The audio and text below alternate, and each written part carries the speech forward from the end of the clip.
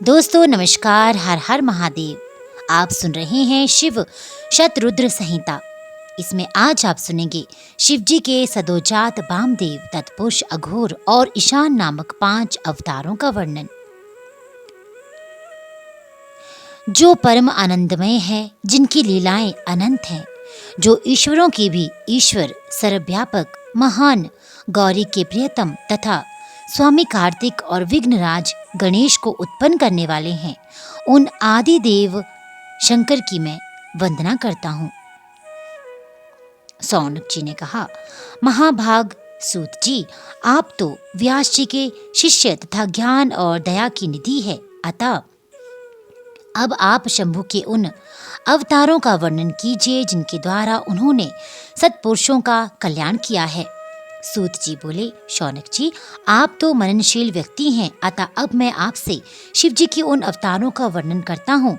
आप अपनी इंद्रियों को वश में करके सद्भक्ति पूर्वक मन लगाकर श्रवण कीजिए। मुने, पूर्व काल में सनत कुमार जी ने नंदीश्वर से, जो सत्पुरुषों की गति तथा शिव स्वरूप भी हैं, यही प्रश्न किया था। उस समय नंदीश्वर ने शिव जी का स्मरण करते हुए उन्हें यूं उत्तर दिया था। नंदीश्वर ने कहा, मुने, यूं तो सर्वव्यापी सर्वेश्वर शिव के कल्प कल्पांतरों में असंख्य अवतार हुए हैं, तथापि इस समय मैं अपनी बुद्धि के अनुसार उनमें से कुछ का वर्णन करता हूँ। 19वां कल्प जो शिवेत लोहित नाम से विख्यात है, उसमें शिव जी का सदोजात नामक अवतार हुआ था। वह उनका प्रथम अवतार कहलाता है।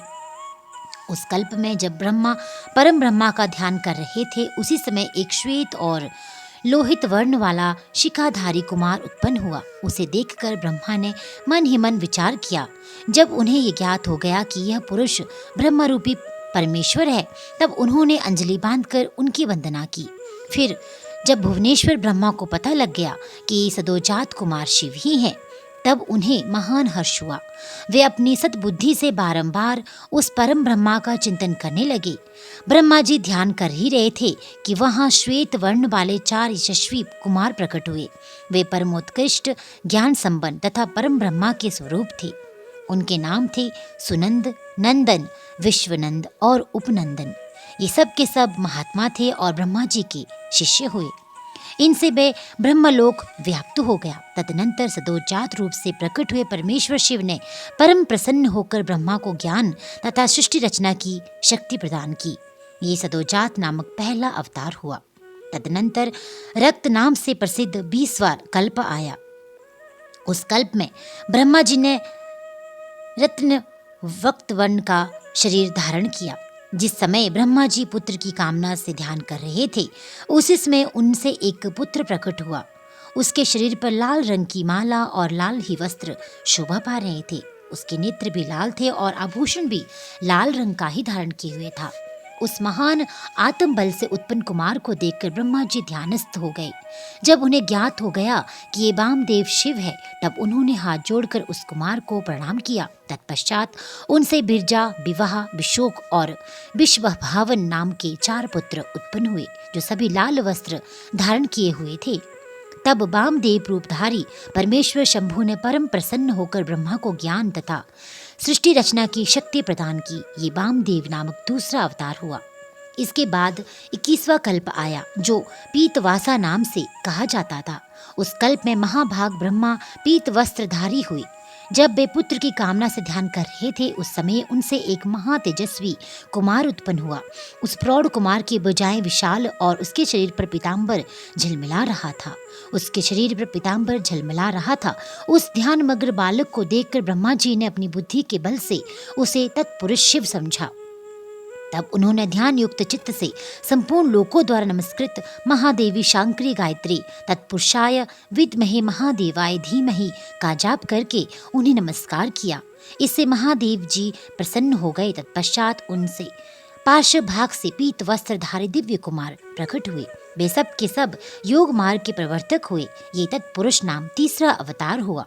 तत्पश्चात स्वयंभू ब्रह्मा के उस पिता पीतवर्ण नामक कल्प के बीत जाने पर पुनः दूसरा कल्प प्रवृत्त हुआ। उसका नाम शिव था। जब एका वर्ण की दशा में 1 सहस्त्र दिव्य वर्ष व्यतीत हो गया। तब ब्रह्मा जी प्रजाओं की सृष्टि करने की इच्छा से दुखी हो विचार करने लगे। उस समय उन महातेजस्वी ब्रह्मा के समक्ष एक कुमार उत्पन्न हुआ। उस महापराक्रमी बालक के शरीर का रंग काला था।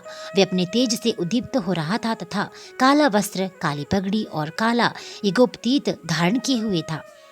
उसका मुकुट भी काला था और स्नान के पश्चात अनुलेपन चंदन भी काले रंग का ही था। उस भयंकर पराक्रमी महामनस्वी देव देवेश्वर अलौकिक कृष्ण पिंगल वर्ण वाले अघोर को देखकर ब्रह्मा जी ने उनकी वंदना की। तत्पश्चात ब्रह्मा जी उन भक्त बत्सल अविनाशी अघोर को ब्रह्मा रूप समझकर इष्ट वचनों द्वारा उनकी स्तुति करने लगे। तब उनके पास भाग से कृष्ण वर्ण वाले तथा काले रंग का अनुलेपन धारण किए हुए 4 महामनस्वी कुमार उत्पन्न हुए। वे सब के सब परम तेजस्वी, अव्यक्त नामा तथा शिव सरीखे रूप वाले थे। उनके नाम थे कृष्ण, कृष्णशिक, कृष्णास्य और कृष्णकंठ धृक। इस प्रकार उत्पन्न होकर इन महात्माओं ने ब्रह्मा जी की सृष्टि रचना के निमित्त महान अद्भुत घोर नामक योग का प्रचार किया। यह घोर नामक चौथा अवतार था। मुनीश्वरों, तदनंतर ब्रह्मा का दूसरा कल्प आरंभ हुआ। वह परम अद्भुत था और विश्व रूप नाम से विख्यात था। उस कल्प में जब ब्रह्मा जी पुत्र की कामना से मन ही मन शिव जी का ध्यान कर रहे थे, उसी समय महान सिंहनाद करने वाली विश्व रूपा सरस्वती प्रकट हुई तथा उसी प्रकार परमेश्वर भगवान ईशान प्रादुर्भूत हुए, जिनका वर्ण शुद्ध स्फटिक के समान उज्ज्वल था और जो समस्त आभूषणों से विभूषित थे। उन अजन्मा, सर्वव्यापी, सर्व अंतर्यामी, सब कुछ प्रदान करने वाले स्वर स्वरूप, सर्व सुंदर रूप वाले तथा अरूप ईशान को देखकर ब्रह्मा जी ने उन्हें प्रणाम किया। तब शक्ति सहित विभु ईशान ने भी ब्रह्मा को सन्मार्ग का उपदेश देकर 4 सुंदर बालकों की कल्पना की। उन उत्पन्न हुए शिशुओं का नाम था जटी, मुंडी, शिखंडी और अर्धमुंड। ये योगानुसार सद्धर्म का पालन करके योग गति को प्राप्त हो गए। यह ईशान नामक 5वां अवतार हुआ। सर्वज्ञ सनत कुमार जी, इस प्रकार मैंने जगत की हित कामना से सदोजात आदि अवतारों का प्राकट्य संक्षेप से वर्णन किया। उनका ये सारा लोक हितकारी व्यवहार यथातथ्य रूप से ब्रह्मांड में वर्तमान है। महेश्वर की ईशान, पुरुष, घोर, वामदेव और ब्रह्मा, ये 5 मूर्तियां विशेष रूप से प्रसिद्ध है। इनमें ईशान, जो विश्व स्वरूप तथा सबसे बड़ा है, पहला कहा जाता है। वह साक्षात प्रकृति के भोक्ता, क्षेत्रज्ञ के निवास करता है। शिव जी का दूसरा स्वरूप तत्पुरुष नाम से ख्यात है। वे गुणों के आशीष रूप तथा भोग्य सर्वज्ञ में अधिष्ठित हैं।